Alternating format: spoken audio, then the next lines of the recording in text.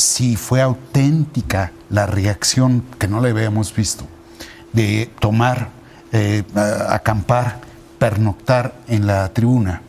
Pero cuando tú ves que solo es una senadora del PAN, Xóchitl Gálvez, la que se va, los persigue hasta la casona de Jicoténcatl y se encadena y nadie la acompaña, tú dices, ¿cómo? Pues no, yo estuve preguntando para saber por qué había sido Xóchitl la única que llegó, y es porque es la única que anda en bici.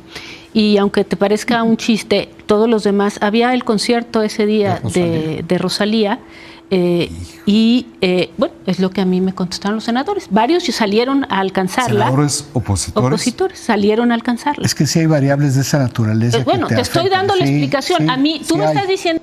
Hola, ¿qué tal amigos? ¿Cómo están? Gracias por acompañarme en una nueva emisión de las Crónicas del Chairo. Señores, encontronazo entre René Delgado y Denise Merker. Esto, como ya escuchamos, ante la situación en donde René Delgado interpone pues su punto de vista hablando de la oposición. No tienen una estructura, no tienen argumentos.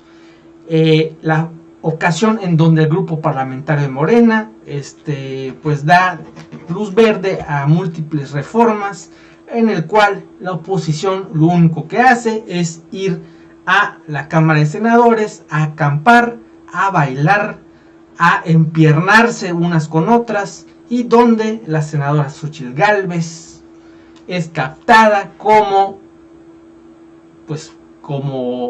una tontería en la cual pues se encadena a la silla del presidente de la Cámara de Senadores. Señores, esto ocurrió. Entiendo que a ti, porque llegó solo Xóchitl, te parece que eso es sospechoso. Yo te estoy diciendo lo que a mí me contestaron los senadores. Me dijeron, Xóchitl se fue como ella se mueve en bicicleta, los demás salieron a pie, los otros se quedaron como habían pactado quedarse ahí y llegaron muy tarde simplemente porque se fueron en esa condición. Había el concierto de Rosalía y en coche no salías. Yo no tengo ni idea si eso es verdad. Lo único que te digo, pero tú estás dando por hecho que hay una trampa, que la oposición no quiso ser oposición. Es que a mí otro dato que me llama la atención.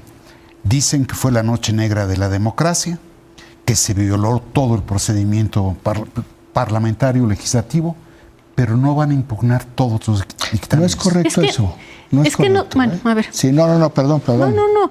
En fin, digamos, no comparto el punto que está detrás, que es tu escepticismo sobre la oposición. No porque me parezca que guau, qué oposición, porque el jueves cuando los vi en el noticiero tirados en el suelo, en el Senado, seria, por cierto, la reportera, yo no podía dar crédito que una oposición hace por primera vez un evento como esto y están en ese espectáculo. En fin, simplemente, yo sí creo que se opusieron, eso no me queda la más mínima duda. Que son una buena oposición, pues no vamos a decir que son una buena oposición. Que hay una arrogancia por parte de la mayoría, pues es obvia que hay una arrogancia, que era innecesario lo que hicieron, la forma en que lo hicieron, no tengo idea. Esto además simplemente va a ponerle una presión a la Corte, una más de las muchas presiones que tiene la Corte por la forma en que agarraron ahí. Lo que me contaban acerca de la Comisión de Cultura, en donde ingresan a 2 nuevos elementos, traen a una suplente para poder hacer de ciencia, firman sin sesión, presentan un dictamen. Perdón, o sea, la forma en que lo hicieron me resulta innecesaria, dado que tienen la mayoría para hacer las cosas de otra manera. Es lo único que diría yo. No es una manifestación también. Es una, pues lo dijimos la vez pasada. Ver, ¿Quién manda? ¿Quién manda aquí? ¿Quién manda aquí? Pues sí. Tú decías eso. Sí. Ahora, para ahondar mi escepticismo, es que me asombra que tomas la tribuna, acampas en la tribuna, pernoctas en la tribuna y al día siguiente te presentas a la instalación de la comisión permanente. Sí. Bueno, hay que también tomar en cuenta, René, por qué tomar la tribuna la oposición. No era por estas 10, 20 leyes que pasaron, sino porque había un acuerdo que habían tomado en la Junta de Coordinación Política en la que iban a aprobar a un consejero del INAI o a un comisionado del INAI para poder que pudiera operar. Para que pudiera operar. Entonces, en ese sentido, se echó para atrás Morena, el Verde y el PT, no cumplieron su compromiso y ahí es donde se detonó esta situación, ¿no? Y bueno, pues al final la oposición dijo, si tú no cumples tus acuerdos, pues nosotros tomamos la tribuna, y ahí luego vino... Sí, pero no era una ruptura de relación, o sea, era... No, era una protesta, me parece muy legítima. Oye, ¿sí? Llegamos a un acuerdo, mano, y tú no lo cumpliste. Ahora, ahí es donde viene lo de Monreal, que sale y dice... Pues mi liderazgo está socavado, ¿no? Y uno dice, pues, ¿quién manda aquí? Pues, ¿quién manda aquí? El que ya sabemos que manda aquí, que es López Obrador, ¿no? ¿Tu impresión, Sergio? Bueno, mi impresión es en realidad igual que la que están manifestando ustedes. Me queda muy claro que la oposición dio la lucha por un elemento que en realidad no era tan significativo. Sí es significativa la transparencia, pero fue el rompimiento del acuerdo lo que realmente llevó a esto. Incluso hay algunas de las iniciativas que son bastante válidas y que debieron haber pasado. Eso es lo que me llama la atención. Hay iniciativas que naturalmente quiere la oposición. Por supuesto, y no hay ninguna duda. No había...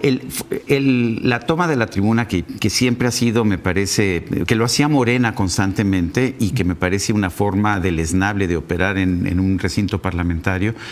La verdad es que tenía ese propósito nada más.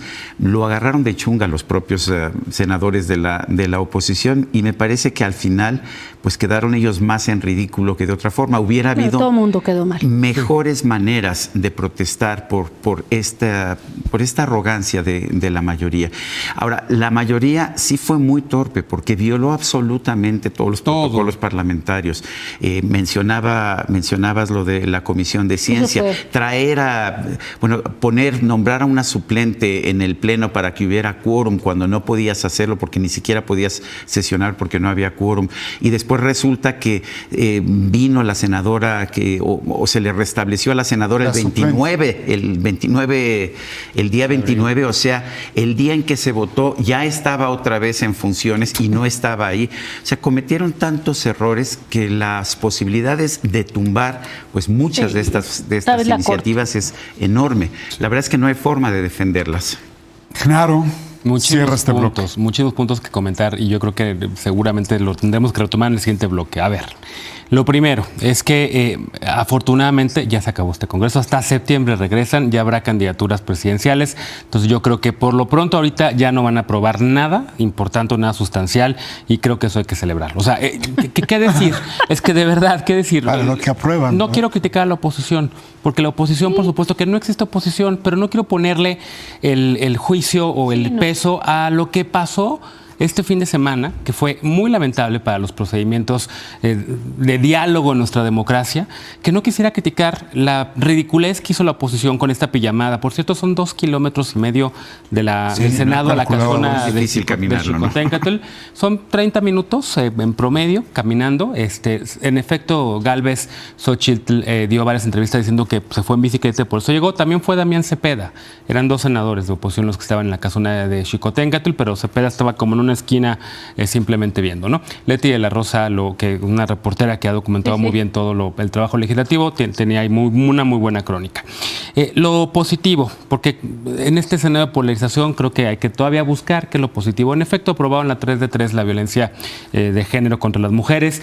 Hablan también de préstamos para la clase trabajadora con el ISSSTE para préstamos de vivienda.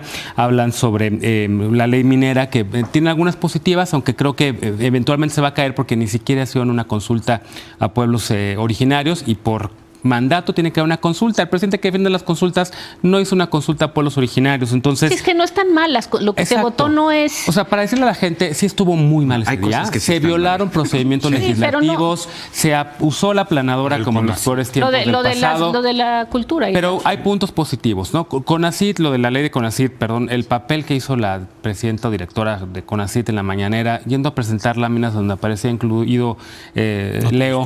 No decía nada. ¿Qué decía? Decía que el CIDE, que exalumnos del CIDE habían tenido lugares... Cierra, por favor. Solo para acabar por ahora, déjame decir simplemente que yo creo que todo lo que se aprobó, esas 20 iniciativas se van a caer en la Corte. La buena es que hay Corte, es que hay contrapesos, por vicio legislativo, por falta de quórum, porque en efecto... La pregunta es, ¿por qué hicieron todo esto si estaba tan mal hecho de principiantes legislativos? Cuando había gente, y hay gente como el mismo Monreal, con trayectoria legislativa y que conocen bien los procedimientos legislativos, porque lo van a usar para fines electorales, porque van a decir, o lo van a usar en la narrativa de nosotros quisimos aprobar todo esto y fue la oposición la que no nos dejó todo esto. Entonces, no, la Corte, es la Corte, no la oposición. Va a ser la narrativa del 2024.